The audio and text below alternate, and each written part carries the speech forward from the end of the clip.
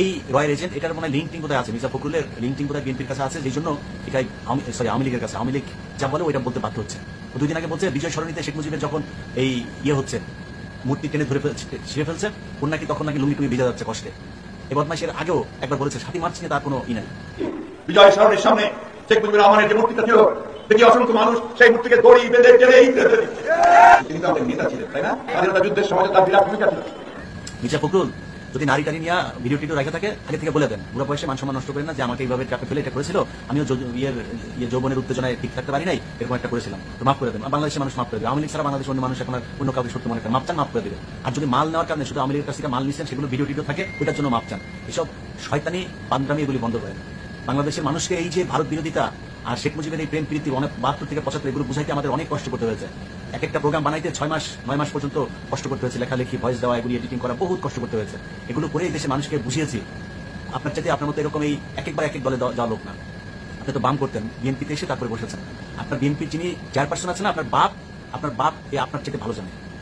তারেক রহমান নিজে এই শেখ মুজিব সম্পর্কে ইতিহাসের পাতা ধরে ধরে কথা বলেছে, তাও আজ থেকে 4-5 বছর আগে। সো আপনি তারেক রহমানের কাছে যে আগে পারমিশন নেবেন এই ধরনের উল্টাপাল্টা কথা বলার আগে। আমরা বলবো একটা, কারণ আপনাকে যারা ভালোবাসে না, ওই বিএনপির লোকগুলো আমাদের জন্য প্রচন্ড ভালোবাসা তাদের, আমরাও তাদেরকে প্রচন্ড ভালোবাসি।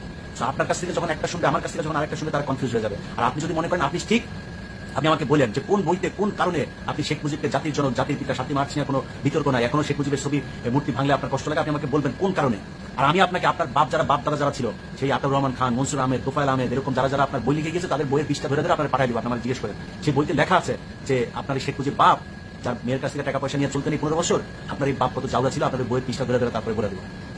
মির্জা ফখরুল ইসলাম এইসব জাউরামি বন্ধ করেন। হ্যাঁ, টাকা পয়সা নিতেন, খাইতেন, এগুলো কিন্তু আমরা জানি। জাউরামি আর একবার আপনার মুখ থেকে যদি 15ই আগস্ট শেখ মুজিবের, 7ই মার্চ শেখ মুজিব, এগুলি সম্পর্কে ভালোবাসার কথা শুনি না, আপনার রেকর্ড কিন্তু আমার কাছে আছে। আপনার দলের এমপি খালেদা জিয়াকে এই জামিন করানোর কথা বলে, খালেদা জিয়ার হসপিটালে বিল দেওয়ার কথা বলে টাকা নিচ্ছেন, রেকর্ড আছে আমার কাছে, চালাই দেবো কিন্তু। একদম সাবধান, কারণ এই শেখ মুজিব আর ভারত, এই ব্যাপারে বাংলাদেশের মানুষকে স্বচ্ছ ধারণা দিতে হবে। এটা নিয়ে ওরা বহুত রাজনীতি করেছে, এই দেশে এই মিথ্যা রাজনীতি আর করতে দেওয়া হবে না। ভারত আমাদের শত্রু। শেখ মুজিব 72 থেকে 75 এই দেশের মানুষকে গণহত্যা করেছে, না খাইয়ে মেরেছে, একদম শাসন করেছে। রক্ষী বাহিনী, লাল বাহিনী, নীল বাহিনী, এগুলো করে মানুষের ঘর থেকে রাতের বেলা মেয়ে মানুষকে টেনে হেসে নিয়ে তারপরে ধর্ষণ করতো, এই কাজ করেছে। এইটা শেখ মুজিব। আপনি শেখ মুজিবকে নিয়ে বিতর্ক নাই, 7ই মার্চে বিতর্ক নাই, কোথা থেকে শিখছেন এগুলো? সো বাংলাদেশের প্রতিটা মানুষকে বলতে চাই, আপনারা কনফিউজ হবেন না। এই 15ই আগস্ট আছে যা দেখছেন, এটাই তাদের প্রাপ্য। মাঝখানে যেগুলো দেখেছেন, ওগুলি হচ্ছিল নাটক। ওগুলি ক্ষমতার থাকার কারণে তারা মানুষজনকে দিয়ে এগুলো তৈরি করেছে। শেখ হাসিনা নিজে বলেছে তার বাপের মৃত্যুর পরে 2 দিন লাশ পড়েছিল, কেউ যায়নি, কেউ কোনো পদক্ষেপ নিল না, ওই লাশ পড়ে থাকলো 32 নম্বরে।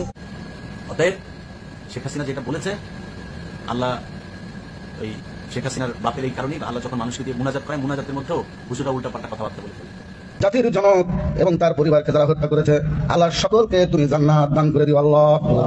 আল্লাহ কবুল করে নিক, আমিন। আল্লাহ হাফেজ।